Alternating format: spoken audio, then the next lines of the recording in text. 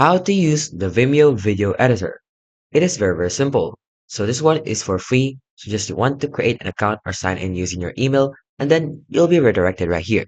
So to use this video editor, first thing you want to do is basically you want to drag your files. You can use a sample video or drag your own files. You can also watch some content on how to do some editing using Vimeo.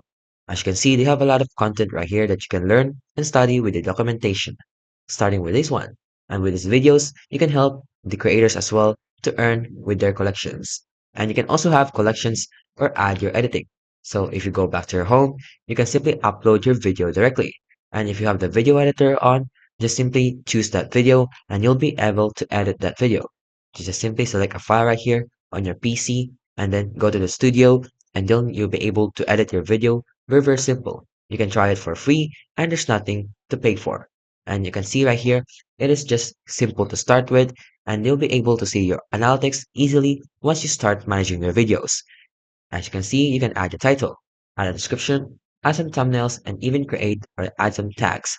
You can also do something more like on the appearance itself or the language and the interactability, and you can edit and customize it as well. You can have more options. You'll have some editing as well.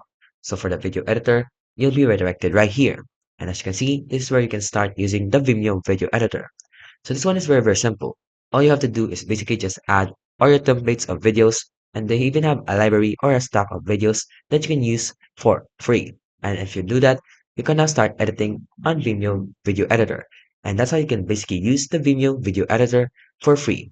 If you like this video, don't forget to like, subscribe, and turn on the notifications